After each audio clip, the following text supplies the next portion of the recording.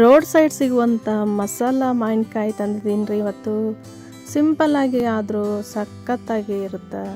ಬಾಲ್ಯದ ನೆನಪು ಈಗಲೂ ಬರ್ತಾ ಇದೆ ಇದನ್ನು ನೋಡ್ತಾ ಇದ್ರೆ. ಎಲ್ರಿಗೂ ನಮಸ್ಕಾರ, ನಾನು ನಿಮ್ಮ ಉಮಾ ಪ್ರಕಾಶ್. ನನ್ನ ಚಾನಲ್ಗೆ ನಿಮ್ಮೆಲ್ರಿಗೂ ಸ್ವಾಗತ.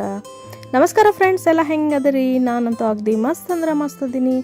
ನಾನಿವತ್ತು ಏನು ತಂದೀನಿ ಅಂತ ಹೇಳ್ತಾ ಹೋಗ್ತೀನಿ. ಫಟಾಫಟ್ ಆಗಿ ನೋಡ್ತಾ ಹೋಗ್ರಿ. ಹಾಗೆ ನನ್ನ ಚಾನಲ್ಗೆ ಹೊಸೊಬ್ಬರು ಯಾರೋ ಬಂದಿದ್ರೆ ದಯವಿಟ್ಟು ಸಬ್ಸ್ಕ್ರೈಬ್ ಮಾಡ್ಕೊರಿ, ಶೇರ್ ಮಾಡಿ, ಲೈಕ್ ಮಾಡಿ, ಕಮೆಂಟ್ ಮಾಡಿ, ಮತ್ತು ಮುಂಬರೋ ಎಲ್ಲ ವೀಡಿಯೋಸ್ಗೂ ಪ್ರೋತ್ಸಾಹ ಕೊಡ್ರಿ.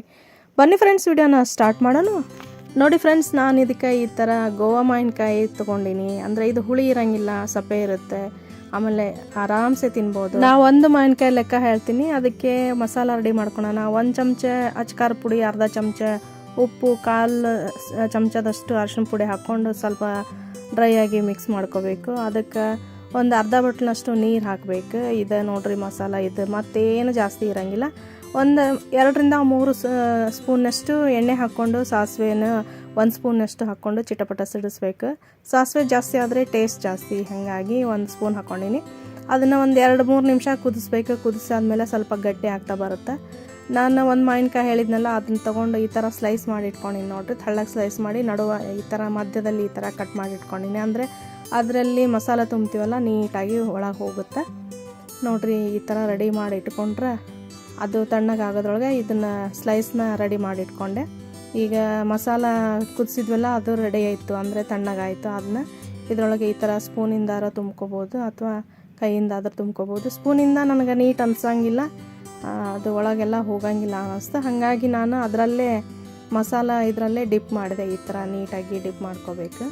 ಆ ಕಡೆ ಒಮ್ಮೆ ಈ ಕಡೆ ಒಮ್ಮೆ ಹೊಳ್ಳಾಡಿಸಿ ಈ ಥರ ಒಳಗೆ ಸ್ಟಫ್ ಆಗಂಗೆ ಮಸಾಲಾನ ಹಾಕೋಬೇಕು.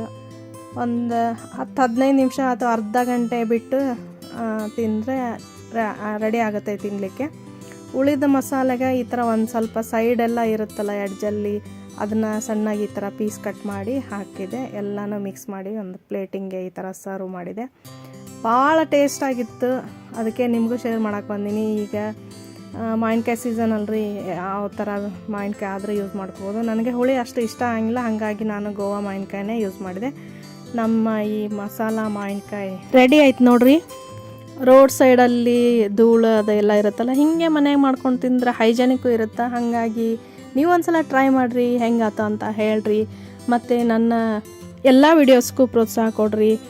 ಮತ್ತೊಂದು ರೆಸಿಪಿ ಜೊತೆಗೆ ಮತ್ತೆ ಬರ್ತೀನಿ. ಅಲ್ಲಿವರೆಗೂ ಧನ್ಯವಾದಗಳು. Thank you for watching my video.